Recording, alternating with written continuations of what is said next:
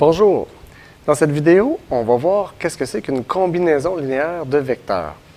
Donc, en gros, une combinaison linéaire, ça signifie d'additionner un certain nombre de fois différents vecteurs pour obtenir une résultante en particulier.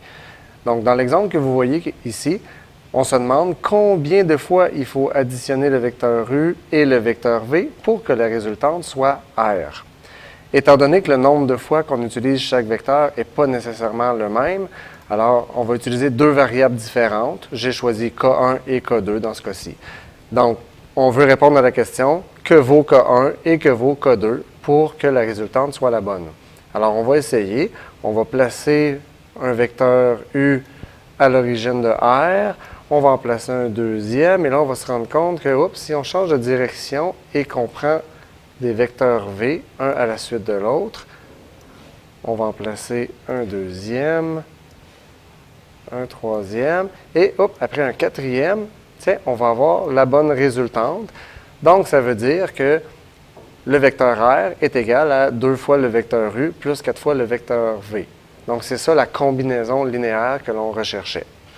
Dans un deuxième exemple, on voit qu'on a encore un vecteur R, un U et un V, et cette fois-ci, ils ne sont pas disposés de la même façon, ce qui fait que si on place le vecteur U à l'origine de R, on voit qu'on ne pourra pas se rendre jusqu'à l'extrémité du R en utilisant le V parce que le V est dans le mauvais sens. Alors, il va falloir utiliser l'opposé du vecteur V, c'est-à-dire le vecteur de sens contraire, et en additionnant l'opposé de V une fois, deux fois, trois fois, quatre fois, cinq fois, bien, on se rend compte que la combinaison linéaire, c'est de R égale 1U moins 5V. Donc, on voit qu'une combinaison linéaire peut contenir des négatifs également. Ce n'est pas seulement des sommes. L'important, c'est de trouver combien de fois le U plus combien de fois le V égale la résultante souhaitée. Dans vos notes de cours, c'est ce qui est expliqué. On parle de la définition d'une combinaison linéaire comme W égale K1 fois U plus K2 fois V. Bon, le W représente la résultante au lieu de la lettre R de tout à l'heure, mais c'est exactement la même chose. Donc, encore une fois, K1 et K2 sont deux scalaires, c'est-à-dire deux nombres que l'on recherche. Et pour trouver ces nombres-là, on peut y aller par méthode géométrique en plaçant les vecteurs un à la suite de l'autre. Vous en avez un autre exemple visuel dans vos notes. Donc, dans ce cas-ci, la résultante W serait 3 fois le U plus 2 fois le V.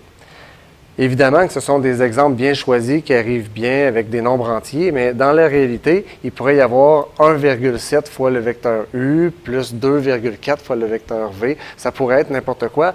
Donc, ce n'est pas toujours si facile à trouver de façon visuelle, ce qui fait qu'il y a aussi la méthode algébrique qui va être de grand secours. Ça va être de former un système d'équations et à l'aide des composantes, on va trouver la valeur de K1 et de K2.